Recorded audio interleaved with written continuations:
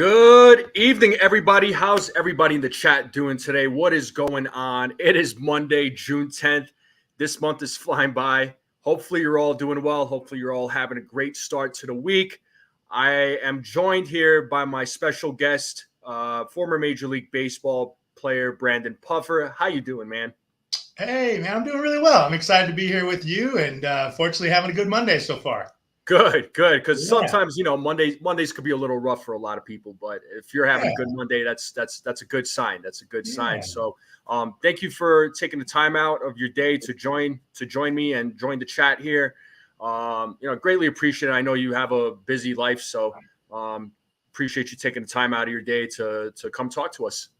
Yeah, my pleasure, man. I think we'll have a great time and hopefully we can encourage some folks along the way.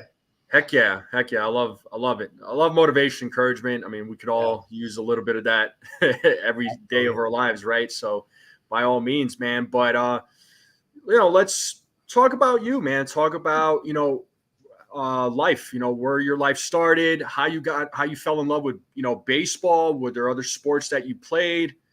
How did you stick with it? Was there like players or teams that motivated you to play the sport? Yeah. A little bit of all of that, honestly, NFE. Okay. So, I grew up with, my parents and one brother, Southern California. And right away, my mom was a triathlete. My dad was an athlete. From the time we can remember, it was sports in the house. And we played a little bit of everything. And then my dad coached a local Little League team to help out a friend. And I was too young to play. So he kind of brought me along as like a bat boy, and then I'd fill in a little bit. And the next thing you know, they kind of snuck me on the team as a young guy. And so I just kind of fell in love with the game at that point. And then honestly, had a lot of great coaches. My dad was certainly number one in terms of just mentoring me through that. But then along the way, had a lot of, great coaches that poured into me. And towards around freshman year in high school, I grew pretty quickly. I was the same height I am now, which is 6'3" in like seventh grade. And I loved basketball, man. I just fell in love with hoops. And I was like, I'm going to quit baseball freshman year, go play basketball, focus on that. And had one of my Little League coaches kind of sit me down and go, hey, Puff, listen, love that you love basketball. Your gift in baseball is a little different than some of the other ones. Just kind of gave me that good, mature, like just upfront.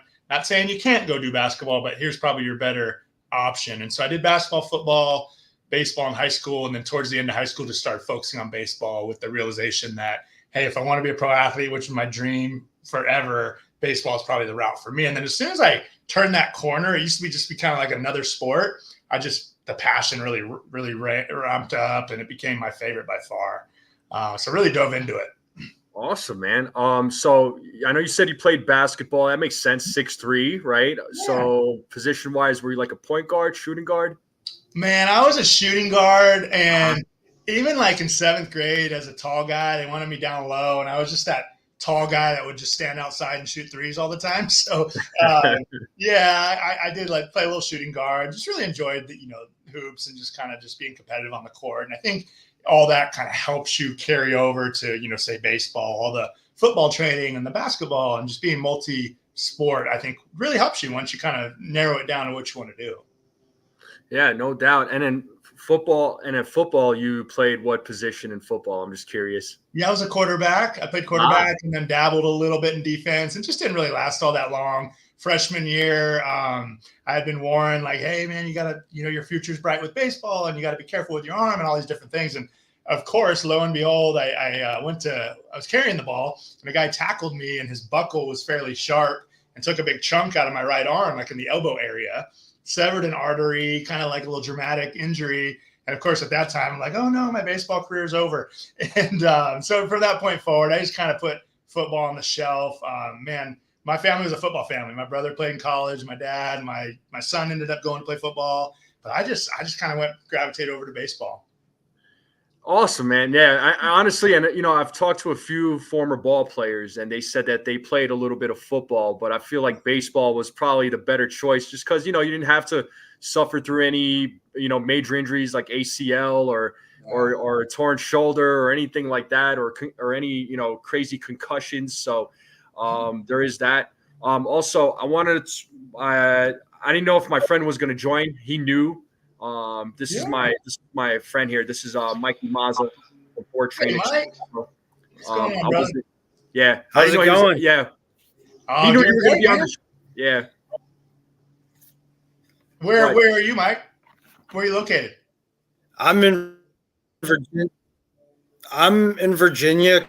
Because I'm actually with the military, so they just transferred me over to Virginia from Washington. Okay, man. Well, thank you for your service, man. So, yeah, he's in the Navy right now. So, awesome. Love it. So cool. And you started playing baseball, like ever since you were a kid, and you just continued it through high school, obviously college. So not college. I ended up getting drafted my senior year of high school and just took that opportunity, decided to sign. To be honest, I wasn't, highly academic in school. That might shock you by talking to me, but not just playing. I just didn't, school wasn't my thing, man. And so when I got the opportunity, when I got drafted, I just decided, you know what, I'm going to go for it, and decided to take that route. Yeah, for sure. So you didn't go to college and you were drafted, you said, right? Correct. Yeah. What was that feeling like, man, to be drafted at such a young age? Like, walk us through that, because you spent a lot of years in the minors. I know that. I did. So what was that like for you? Man, looking back on it, just wonderful experiences. New people, new teammates, new towns, just all the experience I was able to accumulate. But like I said, I was 18 when I graduated. The day after graduation, I reported from California to Fort Myers, Florida, to rookie ball, which you don't realize. You think professional baseball, man, I made it. I'm going out to a stadium full of people, and it's like rookie ball is not glamorous. It's day games with no crowd, and just a bit more than that. Baseball is where I'm comfortable. So on the field with the teammates, awesome. But I just wasn't, mature enough, just to handle like the everyday things of life. We had so much downtime. So it was just a really hard transition for me in terms of how I handle myself off the field, right? So just with the downtime and managing my life off the field, I wasn't ready. I wasn't mature enough. So that's where I think it was more of an adjustment for me. The baseball was baseball. It's like you got your cast of characters, you go compete between the lines together, have fun in the locker room. Great stuff, man. That's easy. It was the other stuff, the managing my life, and I had some addiction issues and all these different things that all of a sudden I just have all the freedom in the world as a teenager with all these other guys. And at the time we think we're kind of hot stuff because we're now pro ball players, and it's just not a great recipe for me in terms of the lifestyle stuff. But I was fun. We created a lot of great memories. I still keep in touch with. I played 15 years. Lots of teammates, and I still keep in touch with guys from that rookie ball team because we were all in that same boat. It's like, man, we're just survival mode. So I made some really good friends through that. Yeah, no doubt. Mazza? So I know you just said something about the whole draft process and everything. And I wanted to ask you, what was that experience like being in, knowing that you were probably getting drafted and everything? What was that experience like up to the moment that they announced that you were drafted into the major leagues? Yeah, no, great question. And it was so different than it is now. So I actually run a youth and high school nonprofit program here. So we've been fortunate to help walk guys through scholarships or getting drafted or being scouted and those types of things. But with the lack of social media, cell phones, I'm old, man. It was so different. Like right now I can turn on Twitter or X, and just we know kind of like who's being looked, what's going on. But then I heard some rumors. There's been scouts at your games. We're thinking about drafting you, and I'm like, okay, I don't really know what that means, but great. And then at the end of the day, how it went down is I was still in school my senior year, and the draft happened. I wasn't there. It wasn't like now where they kind of televise it and it's a big deal. It was just happening. And I was at high school, and they announced it over the speaker, over the intercom. They were just like, hey, congratulations to your teammate. Brandon Puffer just got drafted by the Minnesota Twins. And so that's how I found out, and kind of a cool, surreal moment there. And then, like I said, had a little bit of time to sign, get that done, graduate, and head off on the journey. That's awesome. What was it like coming up through the minors? I know the minors in the major leagues are a very different animal that you're dealing with. The minors, you're developing, you're getting your skills honed. And when you get to the majors, it's more like, okay, you're good enough to get through the minors. You're good enough to play at this level. What was the difference like for you, and what was that experience like playing on both levels? Yeah, it was like I said before. I mean, especially the minor league stuff. It was just so great. And again, a lot of this is in hindsight, but I really like relished all of it, man. Like I didn't mind the long bus rides. I didn't mind the PB&J and the dirty locker room and the, just like all the stuff that's like, oh, these minor leaguers, it's a struggle. I don't know why. I just really was like, man, this is all I've ever wanted to do. This is awesome. This is part of the journey. This is more reason to want to work hard and get out of here. And so we can get to a little better conditions, right? And so just kind of like really relished all that. I really did enjoy it. The big leagues for me, I think it was hard. I think the difference to your question, Maza, is the talent's pretty similar. The difference is who are the guys that can be more consistent, that can mentally bounce back from adversity. And in my case, like being a huge baseball fan, like mentally focus on your job at hand and not who's in the batter's box and the names on the back of the jerseys and kind of the surreal moment of like imposter syndrome. Like, I don't belong here. How did I end up here? But you do, because you proved it. So I think to be honest, I've started opening up about this. I think I pitched a little tight, a little tense when I was up for my little cups of coffee here and there. Then I go back to the minors and exhale and like, let's go, dominate with that feeling 10 foot tall. So just, I think, to your point, just the guys who really become successful long-term big leaguers, they just make those mental adjustments. It's a game of adjustments, and they make them a little better than some of the other guys. And so, yeah, I got to experience that for parts of 4 years. But, like I said, the bulk of my career was spent on the buses in the minor leagues, just the grind, if you will. And when people ask me that, like, was that miserable? I'm like, man, I loved it. I loved every bit of it. That's awesome. Yeah. I wanted to ask, because you played in some different organizations, especially in the minor league system. You've traveled quite a bit. Oh, yeah. Was that, it sounds like it wasn't really challenging for you, and I know in the minor leagues, especially when you're competing against other guys, there's a lot of pitchers I know in the minor leagues, and you got to really stand out. You have to stand out, because pitchers, I feel like, they come and go, right? I know, because I know Maza, he used to be a pitcher, and him and I have had some conversations. We've had multiple discussions. Yeah, we've had multiple discussions. So what did you do to really stand out from like the rest of the guys that you were competing against? Because I know going through that minor league system is absolutely challenging. I can't even imagine what that process is like. So if you want to talk about that, that would be awesome.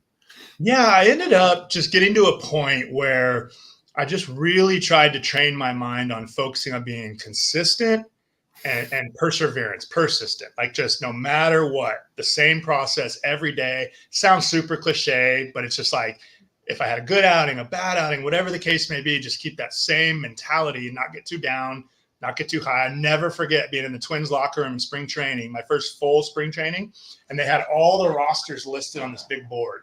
And I'm at the very bottom. Like, I'm just right there on rookie ball. And there's 40 on the big league roster and 40 on the AAA, and they're going to keep 25. So as soon as they get rid of 20 in the big leagues, these 20 in triple, this trickle down effect. And I remember looking at it and just locking up, just going, what? Like, I'm trying to get there. There's 5 teams in front of me with too many guys. And that day I literally just made it. I'm not looking anymore. I'm not going to look at that.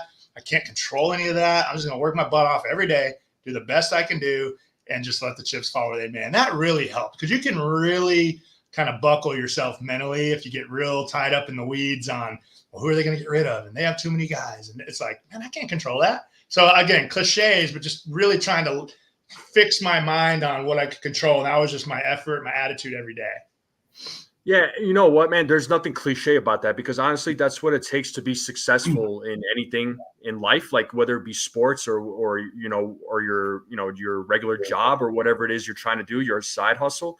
I mean, it is that consistency. Yeah, I don't feel like there's anything cliche about it, because again, that's how you see a lot of these ball players that make it to the big time. It's because they stayed consistent. They didn't give up. They overcame all that adversity. So even, I mean, I'm sure there was times where, I don't know I can't speak for you. I mean, you could talk about it, but I'm sure there were times where maybe you felt like, I don't know if I'm made to do this, if I'm able to do this, because I'm sure it crosses a lot of players' minds, at some point. But then they stick it out. Absolutely. Yeah, no, it really does. And then I think Nippon knows this. I think he's on here. I saw it. But so he is on here. Yeah. I had got a little bit of AA time.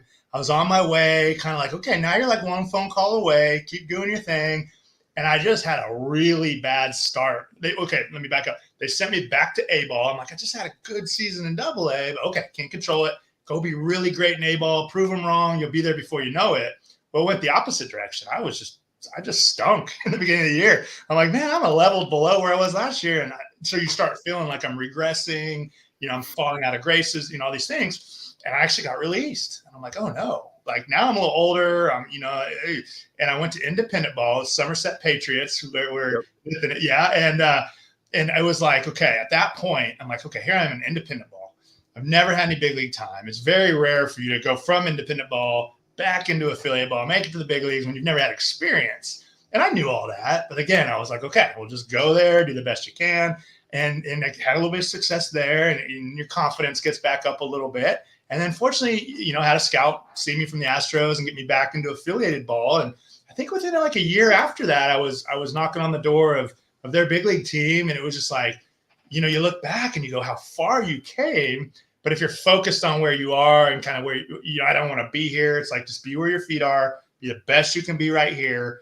And at least at the end of the day, if you never make it, it's like, I gave it everything. But then fortunately, because I hung around long enough, and, a lot of guys just quit before it's their time. They're just like, man, I've been doing this for however many years. It's not happening. And maybe if they would have stuck around, and I know it ends for everybody at different times, I'm not judging that, but my whole mentality was like, man, until they rip the jersey off me, every team, I'm not quitting. And I ended up in 12 organizations and bouncing around and just like, hey, whoever will let me come pitch for them, I'm there. And then that ultimately allowed me some really cool opportunities.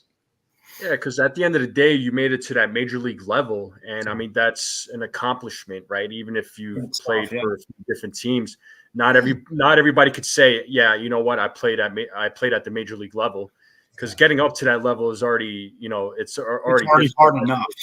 Yeah, it's already hard enough, man, because it's like you got to go through all these processes and you got to listen to what your coaches are telling you. Oh, yeah. And, you might think they're being a little harsh, but at the same time, they're really there trying to help you, hopefully, right? That's the good thing. We have some great guys that you guys brought up is, it's not cliche as it is. It's the right mindset to have because you want to keep your head up. It's like, okay, I'm not playing great. I know that, but you know what? I got to that level. I got to that point. I'm able to say, hey, I got to AA baseball. So that's there's always a silver lining to it. I wish I could say that, but I can't. There are many guys in the majors that can say that and say, hey, that they've stuck around, that they've gotten to play. So that's the right mindset to have. And I've always felt like if you have that mindset of here's that silver lining, you'll go far in the game. Yeah, I love that. That's a great point. I agree. Yeah, and I got a few people asking some questions, so I'll grab a couple of questions here. Yeah. The first one's going to be from Sierra. Well, shout out to Sierra. She's an ultimate baseball fan. She knows her stuff. Nice. But, very knowledgeable. Very knowledgeable. Very knowledgeable. So she's always great to listen to. But her question here is, what was your favorite franchise? Houston, San Diego, Boston? Yeah, that's a good question. I actually saw that over there, and I was like, oh, that's a hard one. Man, so Houston gave me an opportunity. You know what I mean? Like I wasn't a top prospect. They signed me out of independent ball. There was no investment in me. They didn't really – I mean, it's a business sometimes too, right? And so you're going to stick with your guys that you drafted and gave a bunch of money to. And, I just always impartial to like, hey, they could have just kept saying, yeah, he's doing okay down there, but we don't have it. There's no investment there. So Houston's kind of pretty near and dear to my heart in that way. I grew up – I hate admitting this because now they're – no offense if you're a Yankee fan, NFE, but now the Dodgers are my team.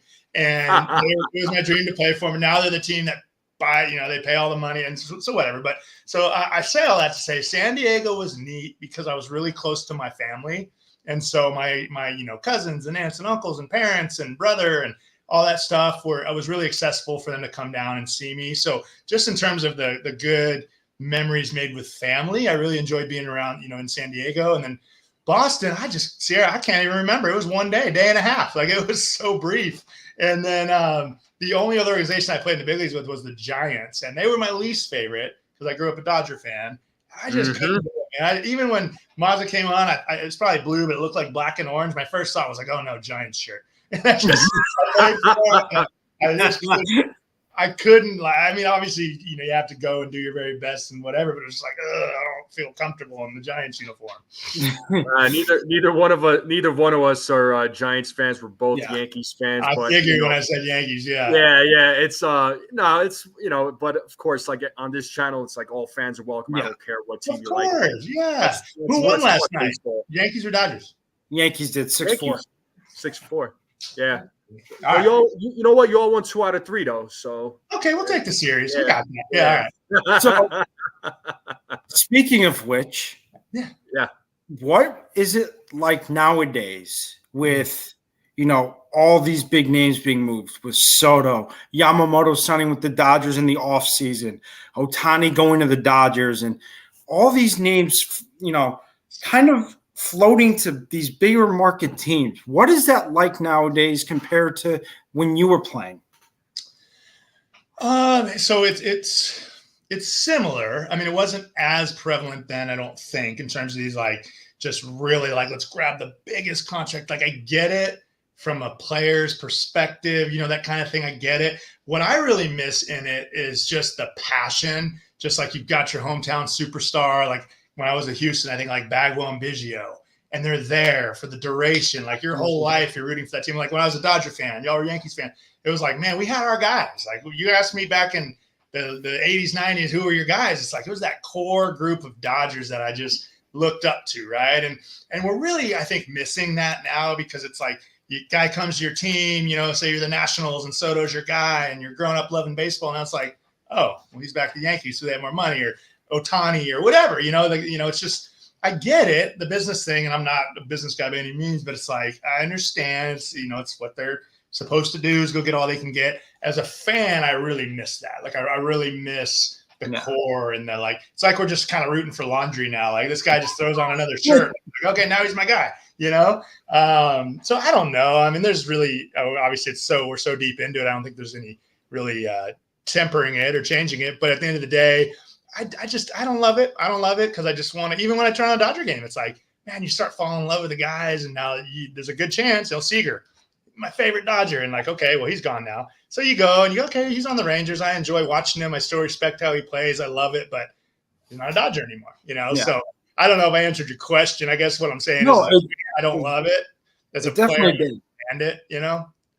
It definitely did because it's true. Because NFE, it's like when, we saw the days of Jeter, Posada, and Bernie. They were all in that. They stayed with one team, but now it's like everyone's moving teams, and it's just like you don't see the dynamic cores anymore. So that definitely answered my question. It just becomes very transactional and less transformational. I mean, at the end of the day, that's the way I see it. Yeah. So I wanted to ask this question too because it kind of sparked something in my brain here. So. Yeah. You played the game. I mean, obviously, when you played the game, when you were coming up at the major league level, the game was so different back then compared to what it is now. Yeah. The game today is different. It's changed so much on so many different levels. Yeah. How do you feel about all these changes that have gone down? Like, do you like it? Do you not like it? Is it really taking the fun out of the game? Like, what's your reaction to all of it? Yeah, so I don't. It depends on which point we're talking about. In general, I'm old school. I resist change. I don't like it. You're messing with my game. Come on, man, this is our game. And so let's just take the pitch clock. I was like, this is just, come on, man. Everybody made the adjustment. It feels normal now to me. It does. I watch a game. Okay, we move past that.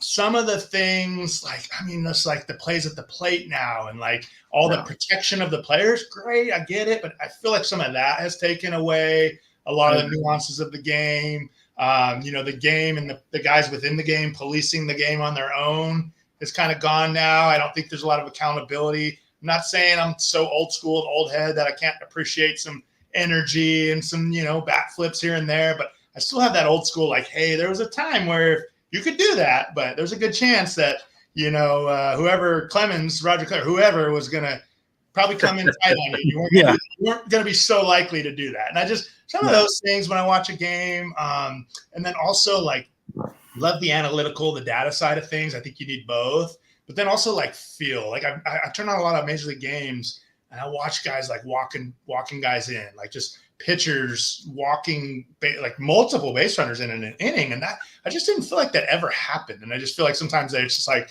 well, the move is to stick with this guy right now. And then occasionally kind of the heart of the game, like, okay, well, I see what you're saying. I see what it says we should do, but I'm watching this and he's done, or whatever the case. So some of the nuances, I think it's become very like robotic and like, here's the move and this happens instead of just organically like managing a game, Yeah, because I like a balance, like a healthy balance, like the old school and the new school, right, with the analytics. But because analytics is kind of a controversial topic, and I know it's not going anywhere, right? No. Every team has pretty much adopted it. Some teams do really well with it, other teams not so much, and they got to improve, right? I feel like in today's game, there is way too much analytics. I think they need to, they need to dial it down. Like the teams need to find out like what's important and what isn't, because I feel like with a lot of players, it's like it's too much information. So if they go out to the mound and pitch, or if they go up to the plate to bat, they got all this stuff in their brain and they're overthinking everything. It's like whatever happened to the fundamentals and the basics of the game. Mm-hmm. Like you got to put eyes on the game. You can't just look at an iPad and. For sure. Yeah, you can say, okay, well, this pitcher will come in and he could do well, but do we know that for sure? No. Like we don't. Very, you don't know how the human side to this thing, right? Yeah, I almost feel like analytics has taken over the game, and there's no strategy to it.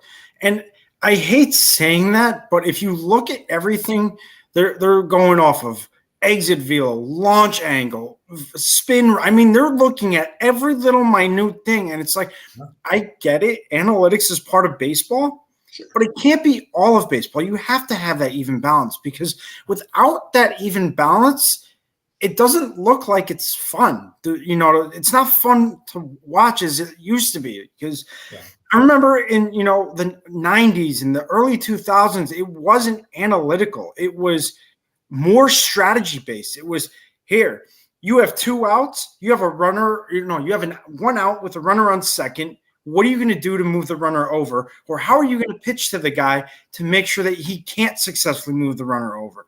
Right. Like, those are the days that I miss, because it was more fun to watch. It was more exciting to see what happened. But now it's just like analytics have taken over, and it's like, well, okay, he had 113 miles an hour off the bat with the 24-inch launch angle or whatever it was. It's just it's not fun.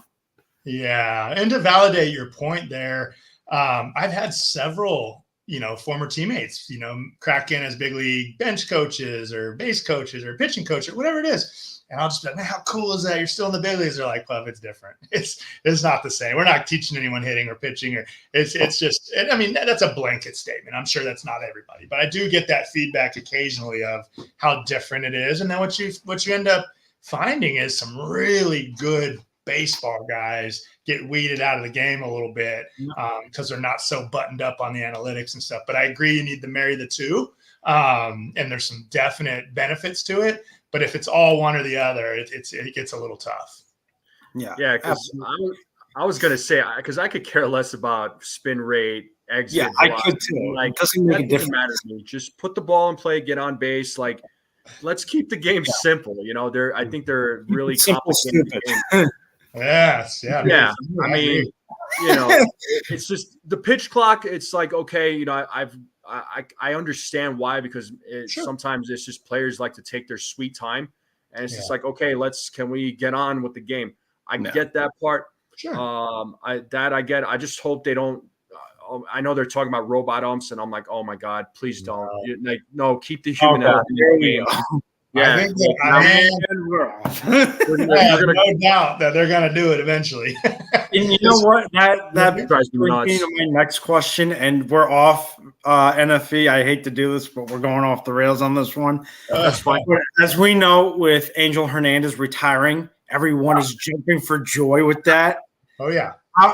How was it dealing with umpires who were like that, who just had no basis of strike zone, and how much more difficult was it for you as a pitcher to deal with something like that? Well, it's funny because it's very difficult, and now I coach, and it's even more difficult because I want to stand up for my players, and it's not even the guys who miss calls. We're human; they're gonna miss calls. It's Absolutely. The guys who are not approachable, who won't talk to you, who won't communicate with you, who have that attitude that I think Angel had that ended up, not a lot of players care for that guy. And again, if an umpire misses a call, they will. And I'll say, hey, Angel, what do you got there? And they're like, oh, Pup, I might have missed it, but what are you going to say? Okay, well, hey, lock it up, get a little better. I appreciate you. But when they immediately just kind of go into that mode of like, I'm the umpire and I'm going to get you, and you say one word, you're out of here.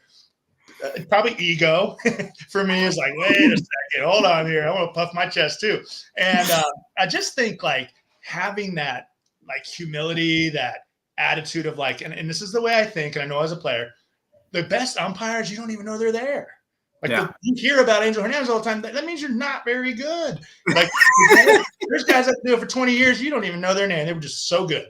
They know it's not about them. They're not here to make it. We call it the ump show. They're just here to do the best job they can. And so that's, for me, it's more the mentality that, how they handle it when you question them over. I mean, clearly now they have the analytics, if they're just stink and they're always bad, then they're probably not cut out for it.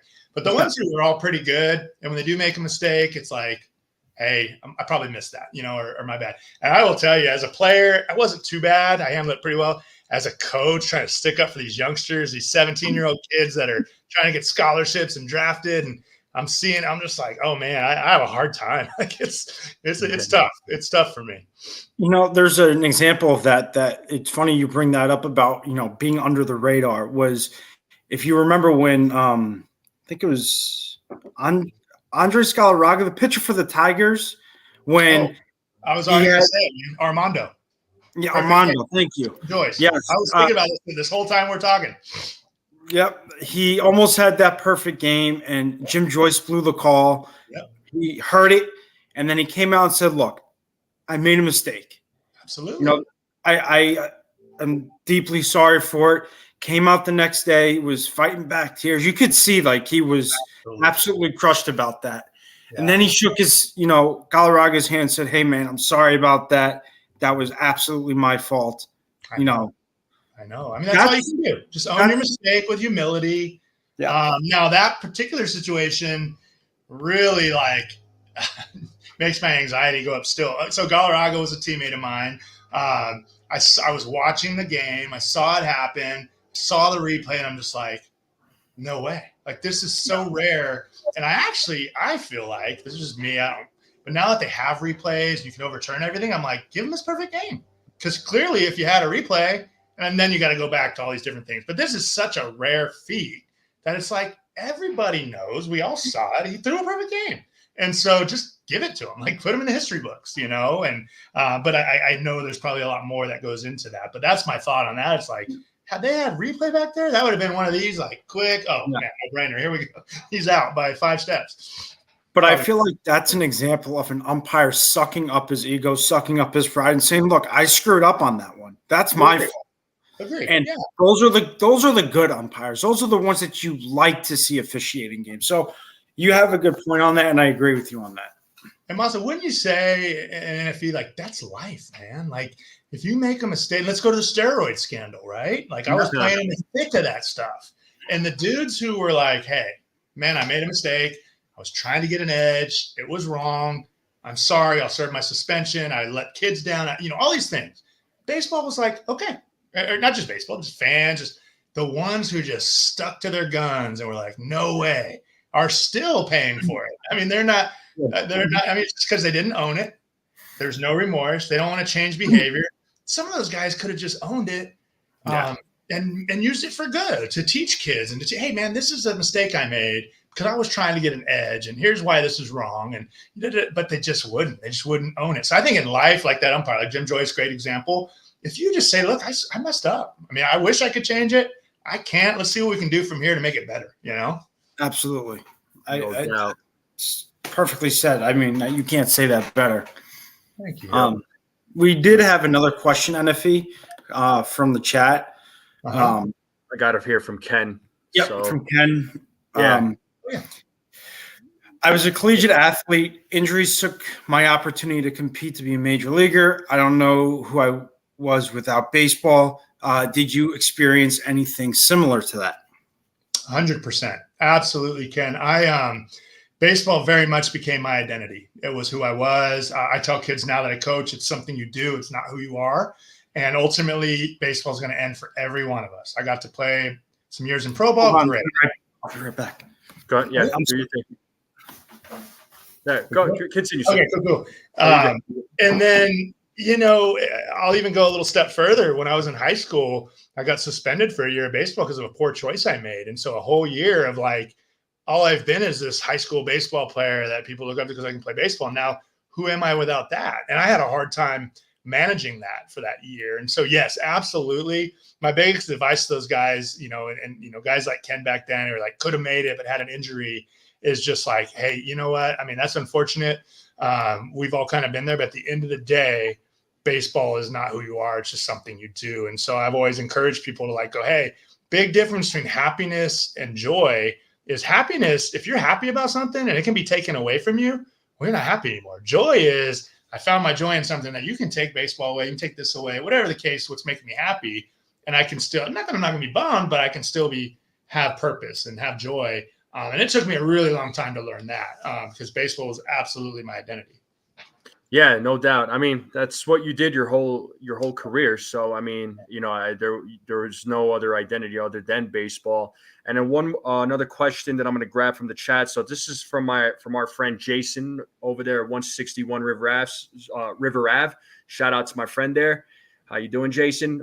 He's asking, what was your favorite stadium to play in? Oh, it's a layup. It's an easy one. I love this one. Okay. PNC Park in Pittsburgh, man. Oh man, okay, that's a PNC Park is liked by a lot of people. Not just, you wouldn't expect it. You go to Pittsburgh, you're like, what's this going to be about? You walk, I mean, just the amenity, everything about it, the backdrop, and then you know, obviously there's some close seconds, or you know, playing in Dodger Stadium because I grew up a Dodger fan, or Fenway, or Wrigley. That's just all the history behind that, right? Yeah. But yeah, I answer that question the same every time, and it's PNC Park. PNC Park, cool. Yeah, what was it that you liked about it? Like, what was the attraction? You know, really cool backdrop. I mean, you know, the bridges and it's just sunk down into downtown. It's like a blue collar town, and just the amenities were great. It was just set up so nice. I mean, and I actually at the time thought, why do I like this so much? And then to your point, I've heard a lot of people answer that same question, like guys who played or coached said that's the one they liked the most. I mean, I got to play in Petco Park. Its inaugural season in San Diego. Beautiful, right by the beach. You know, San Francisco, right there by the bay. They're all awesome, to be honest with you. But if I just had to differentiate, PNC was one that just gave me that feeling like, man, what an awesome big league stadium. And again, it always comes down to like the surroundings and the backdrop and stuff too. Yeah. So, go ahead. Did you prefer playing in the American or National League? I spent most of my time in the National and so little in the American that I became accustomed to the National League. Gosh, I didn't. And then again, I guess I go back to like growing up a NL West guy, just kind of like that was my brand of baseball. So that's what I kind of like the best. But I mean, they were both awesome. For American League, well, in the minor leagues for some organizations, but just a little cup of coffee with Boston and everything else was National League. Yeah, because you know, you played National League, American League, because Maz asked that question. Yeah. You know, National League, they never used to have the DH. Now the National League has the DH. What are your thoughts on that? Man, I like it. I like it. I do. I get that it takes the strategy away. I understand that. Like the strategy of, double switching, and you got to be really intentional about when you pull your pitcher, that kind of stuff. Like where are we at in the lineup type thing. But ultimately, I mean, granted, we had a few pitchers that could rake, but when you're not putting a whole lot of time into hitting, you're just really not. Starters a little more than relievers. I never took BP. We never hit. We never. And so when you get up there against, I don't know, first guy I could think of is Carlos Zambrano throwing 98 with movement, and you haven't seen anything at all. I mean, we could all hit in high school, but it's like, man, I haven't had a live AB in 5 years, and I'm supposed to be a part of this. And ultimately, whatever result I get is going to affect this game. And again, that was me because I stunk. By the time I was in Pro Bowl, I just couldn't hit. I got like a bunt down and a walk at one point. But and I get it. Some guys relished it, man. Like there were some guys where you're like, they're fun to watch. That 9-hole hitter who's pitching today is like another guy that could hit every day for you. Those guys were fun to watch. But I think as a whole, I think we all saw it. Pitchers weren't very effective in terms of that. So the competitive advantage, I think, kind of like equals everything out. Like every team's going to have those 9 strong, and it doesn't really matter who you're pitching. So that's just kind of off the top of my head. I didn't give it a lot of thought at first. Again, like, oh, they're going to change another thing. Here we go. And then it kind of grew on me when I was like, okay, it's cool. At least you know what you're getting every night in the lineup now. I don't know how it affects bench guys because, that was you had to be a really good, had to have that one really good guy off the bench who was going to hit for your pitcher at some big point in the game, Yeah, I like I do like the fact that the NL has the DH rule now too, because it does, pitchers don't have to go out there and bat at the same time and pitch, and it avoids injuries, even though there's a bunch of pitchers that are getting injured this year. Like it's at a very alarming rate, which is, concerning. It's absolutely concerning. But yeah, I just wanted to get your thoughts on that. And then the first time I stepped in the box at a big league game, just to kind of give you, I was like, what business do I have being in this batter's box? And then I walked one time, and I got on first base, and I was like, what am I even doing out here? I haven't ran bases in however many years. And so I just felt like the game's just so pure. There's so much talent. I was like, just looking back on my experience of like, what's this middle reliever doing with an at-bat in this game and trying to run bases, Yeah, that's funny. Yeah, because I know, you were a bullpen guy for sure. And so I got minimal bats. Yeah, so bullpen guys rarely ever took a bat. They rarely ever had an at-bat. So, I figured I would just wanted to get your answer to that question. So, and then one last question from the chat here. This is from our friend D-Rod. He said, what do you think of catcher's framing? Is it cheating? Is it causing umpires to be inaccurate? Was it done in your day? That's a really good one.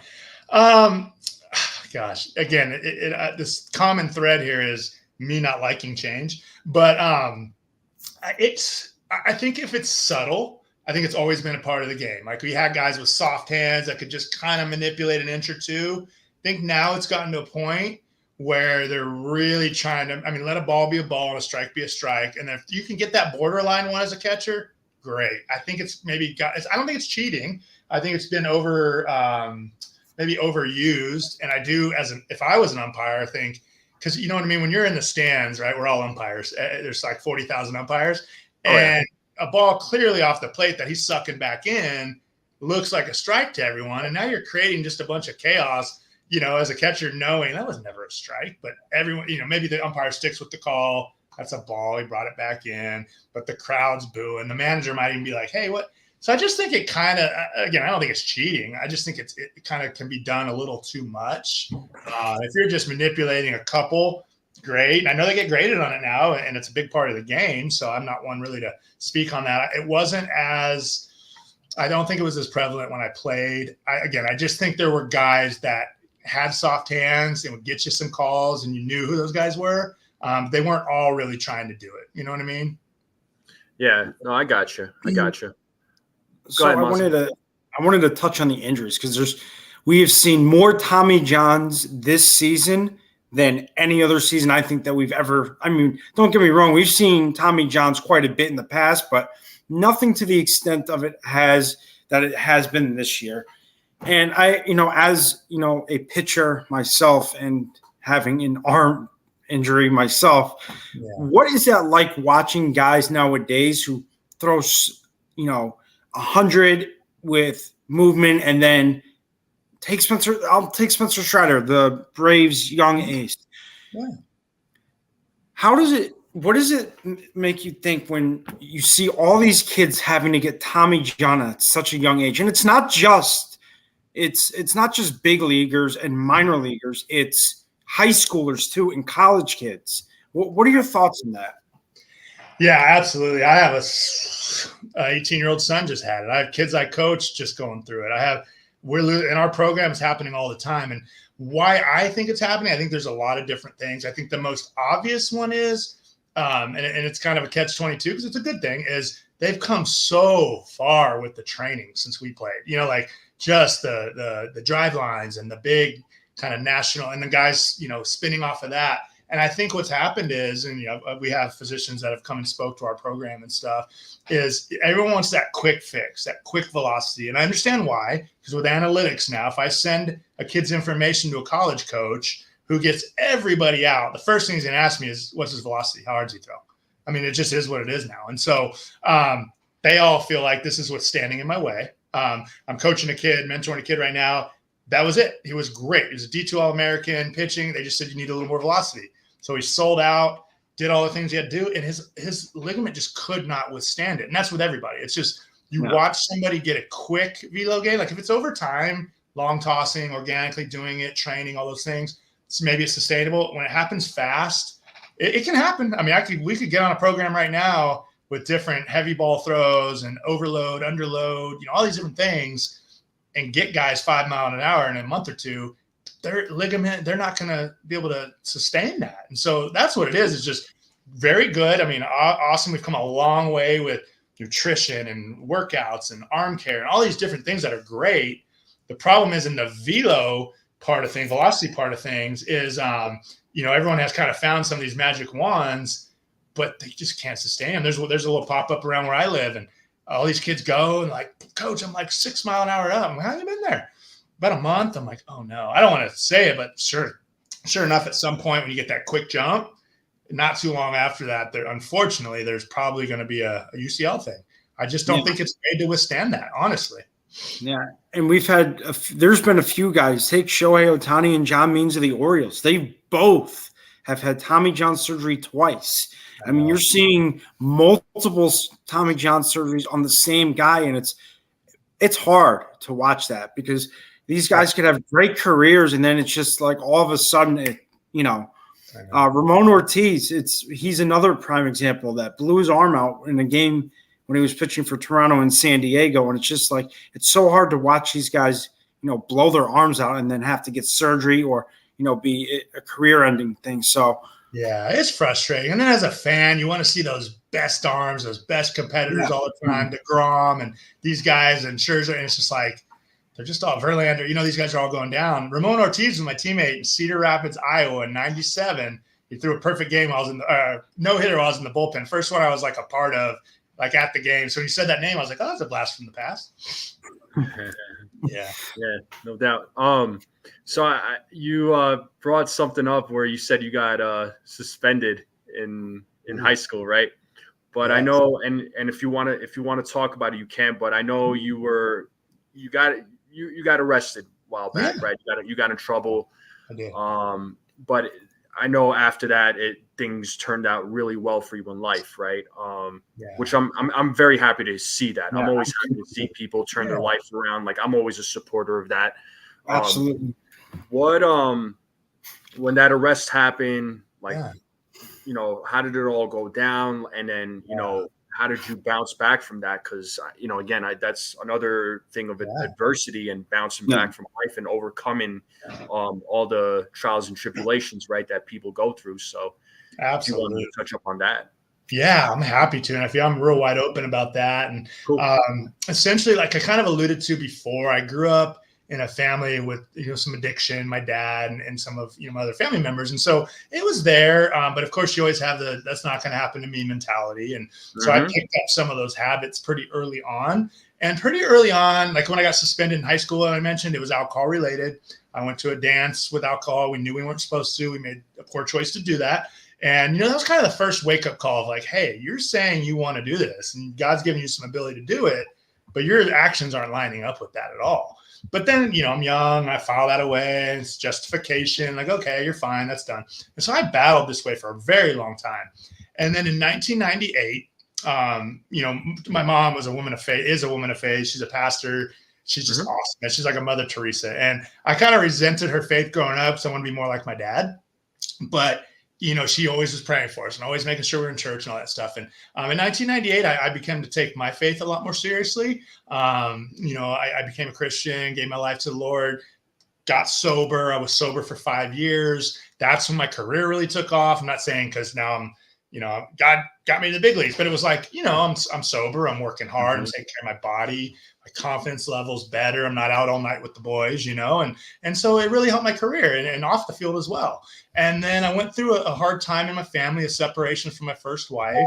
And I just kind of let that back in my life. I started, hey, you know what? That was 5 years ago, a little justification. You could probably handle that now, right? And so I couldn't, and I started drinking again and went back down that slippery slope. And it would take, what would it take? It would take about 5 years before it really caught up with me. I mean, it was catching up with me. My career was dissipating again. I was not, and again, you know right from wrong. You can fool other people. You can live a double life, which I was, faking the funk as like an FCA leader, but going out on the side. But when you look yourself in the mirror, it's like, there's no hiding. Like you're a joke. You're a fake. You got to get this together. But I wasn't ready. And so unfortunately, what would totally change my life and my career ultimately is how my career ended. I was on my way to become a pitching coach or a bullpen coach. The Texas Rangers had me in AA. I was the old guy that had been in the big leagues, early 30s with all these 18, 19-year-olds. I was Bull Durham, man, from Crash Davis from Bull Durham. Exactly like that. I loved it. It was an awesome role. And they were grooming me to be a coach. They're like, hey, you can still pitch a little, but it's getting to be time there, old man. And I'm like, no, I'm not ready yet. And so the second year in that role, these guys were working on me to go out with them. And I was pretty good at just going, no, I can't do it. And like I said, I'd go do it on my own. I wasn't living right, but I was at least trying to be a good mentor to these guys. So that was why I was there. And what happened is at the end of the year, we all went out. I decided to compromise and go hang out, party with the guys. And I ended up waking up in jail the next day. I blacked out and, had done something it's as stupid as could be. And it was criminal, to be honest with you. And so when I woke up in jail, it was kind of like, oh man, like, how did I get here? This is what's going on. And a buddy of mine was there to bail me out. And, I got to talking to him and we ended up finishing. We're in a championship series.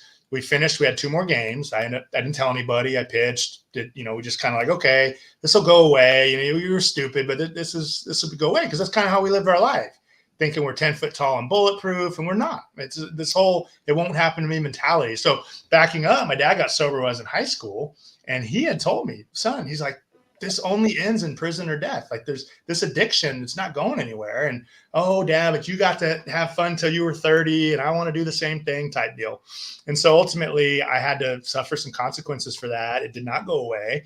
I ended up doing 3.5 years in prison for that. And that was the first time where it was like, okay, baseball is not who you are anymore. That's not going to save you. And I looked to God at that time. I surrendered my life and I just said, hey, this is where this got me. I mean, my decisions, my choices, living life my way, this is how it got me. I don't know where to go from here, but all I know is I'm all yours. And so I walked out that 3.5 years actually, I talked about joy.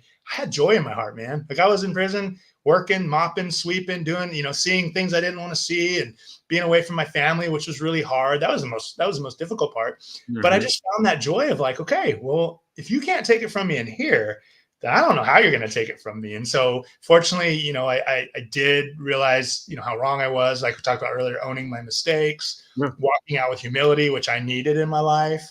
And then just slowly rebuilding just by taking humble jobs, doing the best I can at whatever was in front of me that day. And I literally wake up every day now and since then and just say, all right, God, you woke me up. You have a purpose for my life. Help me to encourage as many people as I can today. And I just walk it out. And eventually that kind of led to some really neat things, tons of redemption in my family with my kids, which is amazing. My new wife who you met, which was kind of like all the guilt and shame what I've done could leave you believing like, who's going to want to love you? Who's going to want to be with you anymore? And right. I love helping people kind of overcome that guilt and shame of like, hey, it was a decision you made. It doesn't define your entire life. And so anyway, just kind of using that for good has been amazing how God used that story to just encourage other people who are either going through something like that or are on their way to going through something like that and go, wait a minute. Okay. I don't want to go down that road because that's where it ended up for him. So always happy to, because I mean, I don't have a story or a testimony without that huge watershed moment in my life. So it's like I said, fortunately, it's been able to be used for good. Yeah, no doubt, man. Because when stuff like that happens to anybody, because this happens to a lot of people, right? And it's definitely for a lot of folks, it's definitely a wake up call, and it's a humbling feeling. Right. Yeah, so sure. By the grace of God, I'm 17 years sober from that day. Good. Continue staying sober, man. Because awesome, man. That's really awesome stuff. Thank you. But it's great. It's great that you're in the position that you're in, because I know you have also a book that's out too that it's called From Bullpen to the State Pen.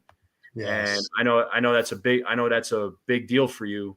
It and is. I take it you do a lot of tours with this book, like just do a lot of mentoring and a lot of like motivational speeches and whatnot with and you're promoting travel around, do keynote speaking or testimonies or whatever the case may be. My awesome wife will set up our table. We'll sign books. We have some merch as well, stuff like that. So we just really kind of embrace the journey of like, hey, this is something that happened. It's fun to go talk about being a big leaguer and encourage kids with all that. But at the end of the day, that platform kind of leads you to a lot more. It's a lot bigger than baseball. And that kind of opens their eyes of like, and so just being vulnerable and transparent about your story, even if it's not quite as, dramatic as what I just shared, it just gives other people the courage and the power to go, oh man, I made a mistake too, or I was heading down that road, or this also happened to me when I was young, or whatever the case may be. I've really learned that I've gleaned a lot of hope from people that are honest about their story. And so I kind of want to be that guy as well. Yeah, that's really cool. And have you had, throughout these tours that you do, through the traveling that you do and doing these, being a keynote speaker, have you had people reach out to you and be like, hey, you changed my life, your story changed my life. And, I quit doing this and this, right? Or whatever addictions people had. Do you ever have people writing you letters, sending you emails, or, reaching out to you in any way? I do, man. It's really cool when you get that encouragement, right? Because like I said, and I'll say it when I go speak, I'm like, I'm just hoping that, I don't hope, I know that when I was sitting in an 8x10 prison cell and I was like, God, if I get asked to go share my story, I know there's one person in that room that needs to hear it. So I hope they're encouraged. And so I'm always like, and I always get that note of like, I was the one, and so even like things like, I had sexual abuse in my life when I was young, and I admit that stuff and I talk about it. And I've had guys up to like 70 years old come up to me and go, I've never told anybody and I've held this in forever. And now I want to like be freed up and tell people. I'm like, man, that's awesome. Because it kind of loses its courage, not its courage, it loses its power when you're verbal about something. You say it like, I think I could have avoided my situation I just shared with you, but just being honest with like the staff and going, hey man, I'm struggling. Like I'm going out making bad choices, but my mindset, and I believe this was the enemy going like, no, you're good. Don't be selfish. Don't put it on you. And my mindset was like, you're supposed to be a leader on this team. Don't make it all about you. Where I really just need to raise my hand and go, hey man, I'm struggling. I need help. Yeah, that's a difficult task for a lot of people to admit something. Yeah, to come forward and be like, hey, I got a problem. I need help. And especially for men to come forward, and I know, June is Mental Health Awareness Month for men. So, and a couple of the content creators that I stay in touch with, they've been kind of advocating it on their channel. Like, hey, you got a problem, come forward. Don't be ashamed. Like, because because the idea for men is just, you got to be tough. You can't really say you got a problem. And it's like, well, if you say you don't have a problem, but you do have problems, it could lead to worse things. So maybe it is better to come forward, because I have met people that have struggled with certain addictions, and they've overcome it, which I was happy to see. It's great to see. I know some people, they unfortunately ended up, taking their own life, which is, it's so sad when you hear those stories. And I don't wish that on anybody, man. Like, it's like not even my worst enemy if I had one, but no way. Yeah, exactly. And it's rough, especially like when you hear about someone taking their own life, like you said, NFE, it's tough, especially like if you're in the same surrounding area, as them, and you hear about that, then it's rough. And, I mean, I didn't know the person, but I knew someone who's on deployment with me who did take their own life. So I understand that. And that's it's a very difficult thing to deal with, especially for, like if you don't feel like you have no one there to, back you up and be there to help you, it's definitely tough. So I get where, you're coming from, and you're right. You always want to have someone there saying, hey, I'm here for you. So I get that 100%. Yeah. And so what's so cool is giving guys a voice, not just men, but anybody a voice. And there's a program, I don't know if you're familiar with it, but it's called MVP, Merging Vets and Players. And it was started by Jay Gleyber and Nate Boyer. I've been a part of it. They just opened in Austin. They've asked me to kind of be a part of their chapter. And it's exactly that. It's guys who are past the uniform, and that was their identity, and they don't know how to, obviously with it, when you're on deployment, there's so much PTSD that goes involved. But then what they found is like athletes and military, they kind of feel that same, like, hey, we had a team, we had a uniform, we were all going after one goal. And we don't have that anymore. Like, where do we find this? And so the more folks like that who are speaking about it and encouraging people, just what a cool day and age we live in that regard, where there's a lot of resources, there's a lot of ways if you want it. But again, we have to get our voice up and go, hey, I'm struggling. Like, so who can somebody help me here? And ultimately, we're most equipped to help those who have been through what we went through. So I end up talking to a lot of people who have had family members go to prison or struggle with addiction or sexual assault, whatever, just because it's like, hey, you've been through this. I don't know how to deal with this. I'm like, yeah, well, I'd be happy to help any way I can. Yeah, well, I'm happy that. Oh, go ahead, Mazza. Go for it. I was going to say it's definitely something that's good. Because it is definitely a good lifeline and good source, resource. I know with us in the military, we have multiple resources, but not all of them are used, which is sad because they don't ask for help. I know, man. It's so hard. I'm a little concerned about D-Rod. Is he going to be okay in that closet? So, just so you know, look, hey, D-Rod, he's been paying attention. There's a joke because D-Rod wasn't coming around to the live streams for a while. Yeah. And so I said to him, hey, D-Rod, like, were you locked up in the closet or something? Like, hey, look, like you made it out of the closet. Like, hey, look, you came out of the closet. So it's been a running joke now. So we got a couple of other people that are participating. So D-Rod, make sure you save that for your memories there, D-Rod. Awesome. Oh man. But Ken brought up something, and if I can bring that up. Who's that? Ken, he brought something up. Oh, yeah, go for it. Ken. Yeah. Go ahead. Come on, bring it up. Oh, the question here. I got you. This question right here? One. Yeah. No, it was it was the one I had brought up that it was this thing. It was this comment. It's a good comment too. Yeah. Okay. Life in the Navy, suicide was reality. Prevention and awareness were focal points throughout my career, and it still continues to be a problem. No doubt. And then, and he asked this question to you too. There, Ken is also he's former Navy, so he served in the Navy for like 31 years. He said so. Ken's also former military. That's awesome. Yeah. So Ken is asking this question here. There's one more question after this, but Mr. Puffer, I was a collegiate no, not this one. Yeah, we already got that one. So sorry. Okay, this one. Brandon, how did you get involved in youth baseball? Have you had any of your players earn scholarships or get drafted? Oh yeah, man. Awesome question, Ken. Yeah. When I came out of prison, one of the things I needed in my parole plan was a job. And Nolan Ryan, who was a character witness at my trial, and his sons, they run a AAA team here in Round Rock, where I live, Round Rock Express. So they said, hey, what do you need? How can we help you? I said, man, I really what I need is a job. And they said, well, we got one thing available, and it's a maintenance guy. I said, fellas, I cannot fix anything. They're like, no, you're going to have a supervisor. He's very handy. So I did kind of the mundane jobs like pressure washing and staining and painting. And I'm making this a long answer, but it's important to me. And it kind of goes back to just being available, life after a horrible event. One of the front office guys had asked me, he said, hey, before all this happened, you used to be really good at giving pitching lessons. Like, are you interested in doing private instruction?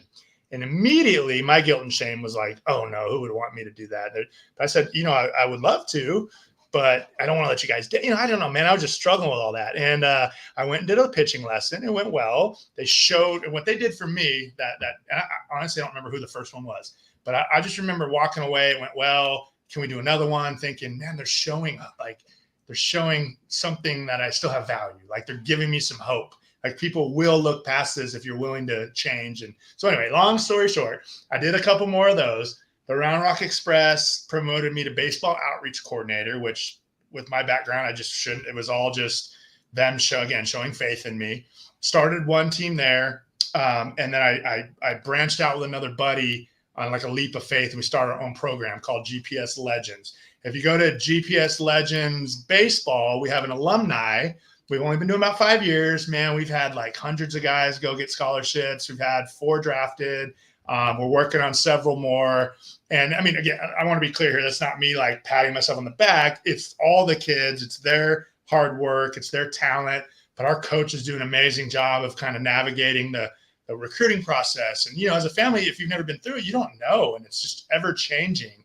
And so a big part of our job is not just coaching them up, encouraging them, but walking them through that process and advocating for them. And that's my favorite part of the job. So I just kind of like backed into it on accident, started one team.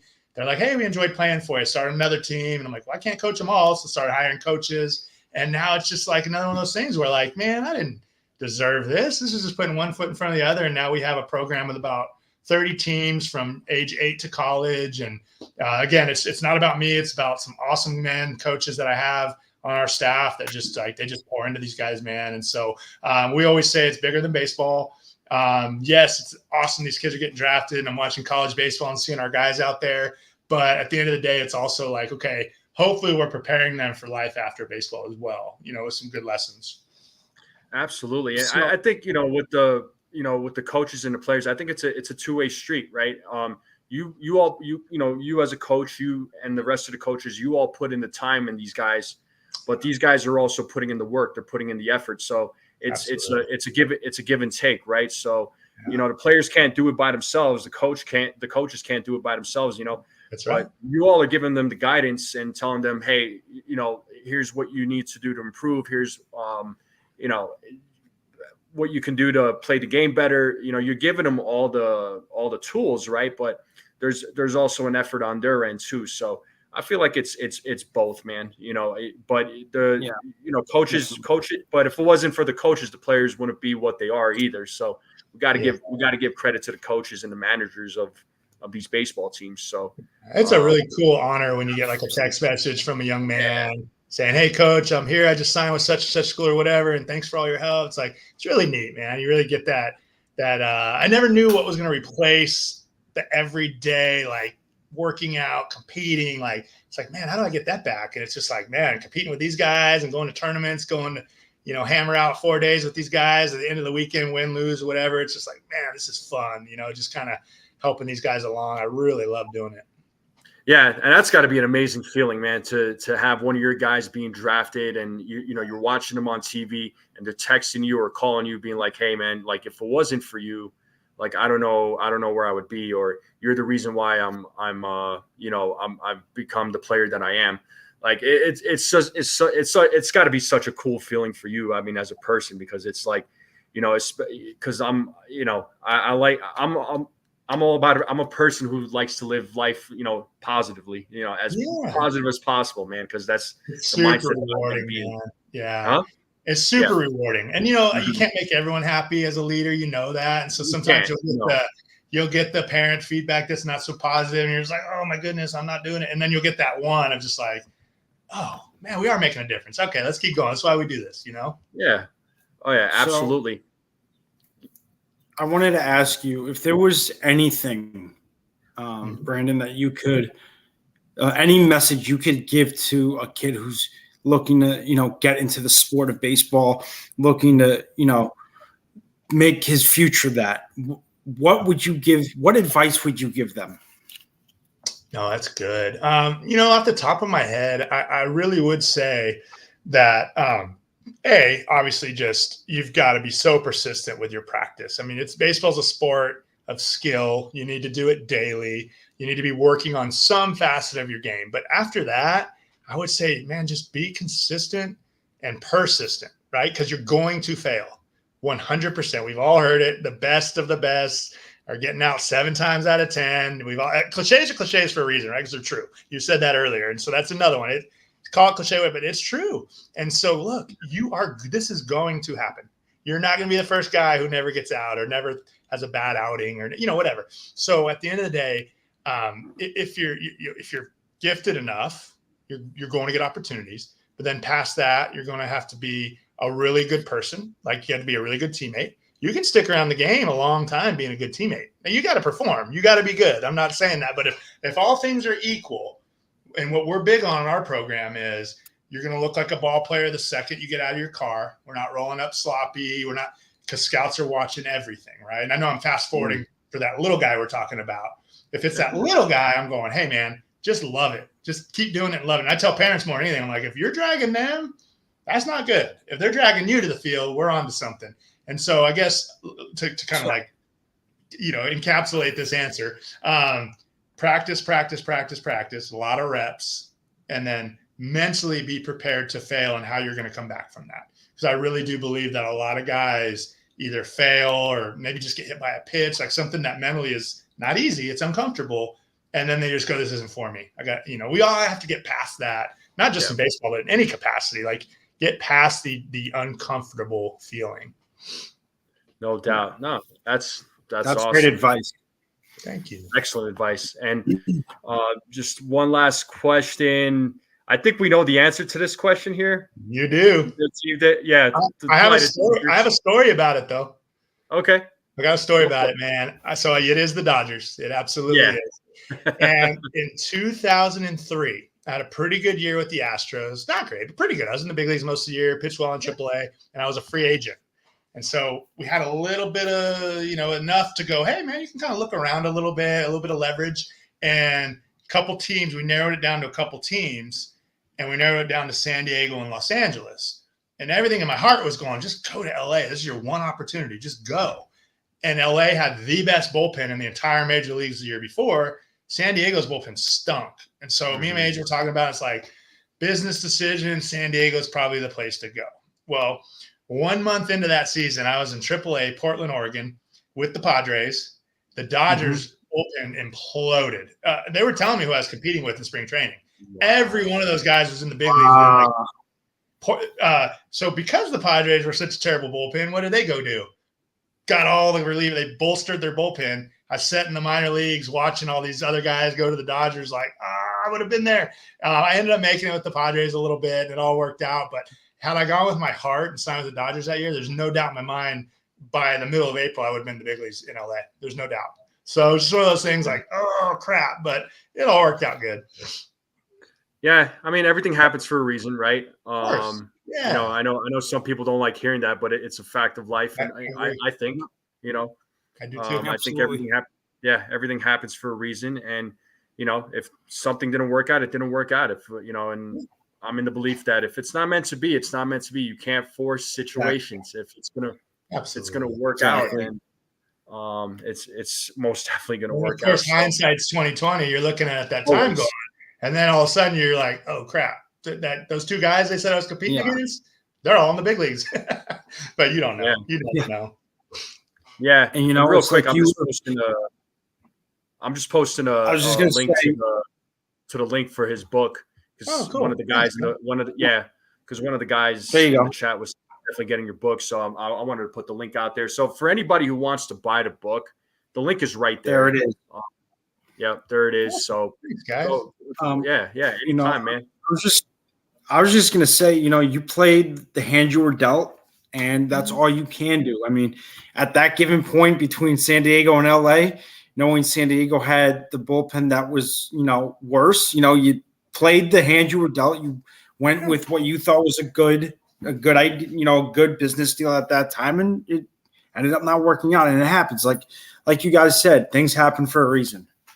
Yeah, for sure. No, I appreciate that. And I got some time in San Diego and Boston that year, and it all worked out, man. But I do look back and go, as a young man dreaming to be in that Dodger uniform, man, you had your chance. But no regrets at all. Love every moment of everything. Vin Scully called me in a game when I was playing against the Dodgers. My dad said, "That's it, son. If we never do anything else, I heard Vin Scully say your name, we're good." I was like, all right, I'm glad. I do have one last question for Brandon before you wrap up, NFP. Yeah, and that is, go ahead. If you got the chance to coach in the big leagues, as just a pitching coach, even doesn't have to be a bench coach, could be a pitching coach. Sure. Would you take it? Well, gosh, what a great question. My dream was to be a bullpen coach in the big leagues because I love the bullpen, everything about the bullpen, man. I loved it. Strategy, who's got to be ready. So let's say bullpen coach. If I was offered a bullpen coach job in the big leagues, I'd have to take it. I'd have to. Now, as far as I know, most teams do background checks. So I don't know. On paper, I'm probably not good for that. But I will say this. I make joke about that. And I've had college people like recently go, "Hey, we need a pitching coach." And I'm like, "Look, my situation." They're like, "I think we can get around it." Yada, yada. And I said, "No, I love what I do. But to fulfill another dream and be a big league bullpen coach, I'd have to do it. My wife's now in a situation where she could travel with me, so I wouldn't be missing family. My kids are grown. I'd be like, yeah, man, let's go do it.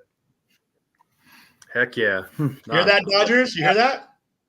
Yeah, Dodgers. If you're needing a new bullpen coach. Come on, Dave. Who's the Dodgers GM? Oh, is it Fars? How do you say his name? Farza Azidi, something like that? Shoot, I don't even know. Well, if you guys are listening to this, you got your bullpen coach right here. Yeah, Farhan Zaidi. Yeah, that's what I was trying to say. Farhan Zaidi.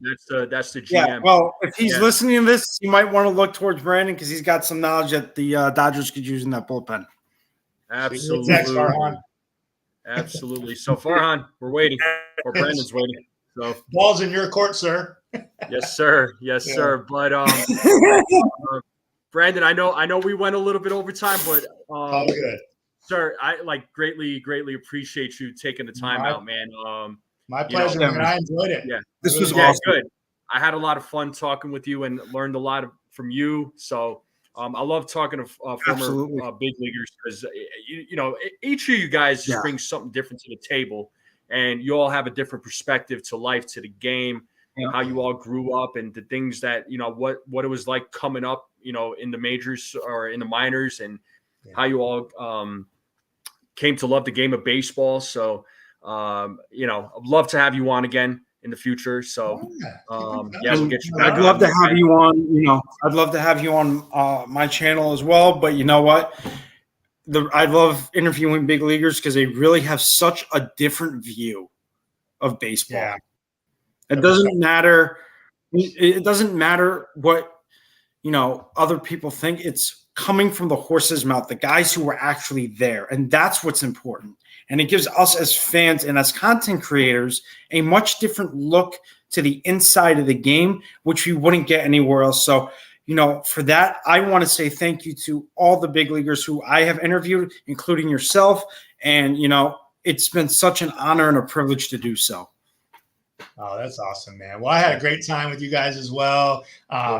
Nathan has my cell, so if you guys just text me or whatever, we can set that up. Like I said, man, as long as the schedule allows, I always have a fun time coming and talking baseball, talking life. I will say one last thing, CT cards. Dude, it does not matter what your last stumble was. All that matters is where you go from right now. Just think about being sober and not drinking today. That's it. Because if you start thinking about, at some point it's going to catch up with me, it gets overwhelming. And also Celebrate Recovery. If you want to Google that, they probably have one in your area. Is a great program, man. So thank you for sharing that in the chat. That's not easy to do. Facts. Yeah, absolutely. So, that's awesome. And, there you go, CT cards. Hopefully you heard it from Mr. Coach Puff Positive here. So I like the name. I like the name. The name is awesome. The name is fantastic. You gotta love that. I appreciate it, man. I really do. Well, thank you guys so much, man. It was a pleasure to be with you. Thanks for coming on, Absolutely. And we will definitely put this against there, Brandon. Yes. Thank you. Thank you, fellas. Have a great day. Yeah, thanks. Have a good day. Thank you so much. Brandon. See you, brother. But wow, that was a lot of fun. That was an awesome interview. I hope you guys enjoyed it. I'm going to close it out here in a minute. I am going to do a pregame, so I'll start a stream here right after this one. I just got to get it set up. So if y'all, I'll do the pregame for about an hour and a half or so, because just an hour. We'll call it an hour, just because I got to take care of some things this evening. But I will go live for the pregame once I end this. So stay tuned for that. Because I like doing these pre-games. Also, I do have an interview tomorrow with Bruce Maxwell, former Major League Baseball player. Yes. He was on Maz's show. So if y'all didn't catch, he seemed like a cool dude. I caught some of that interview when you were talking to him. Fortunately, I couldn't jump on that day. It was just my schedule. No, that's fine, man. Jason was able to jump on, and you know what? It was great. I'll tell you, you're going to learn a lot from him as well. Cool. Yeah, I'm looking forward to that. So same time tomorrow, guys, with Bruce Maxwell, 5 p.m. Eastern Standard Time. Hopefully I get to see all of you there. Again, drop your questions. I'm gonna close this out. Thank you to Brandon Puffer for jumping on and sharing his story. That was an incredible story. Again, I hope you all enjoyed it. I hope you all took something away from it. Make sure you all go out and buy his book. He also has a Twitter account, so you can follow him on Twitter as well. And for those folks that were following on Twitter, if you enjoyed the show, please come over to YouTube, hit that subscribe button, hit that like button, share this out with anybody you know. I would greatly appreciate it. And I'll see you guys here in a couple of minutes. So, so 2 minutes. We'll see you soon.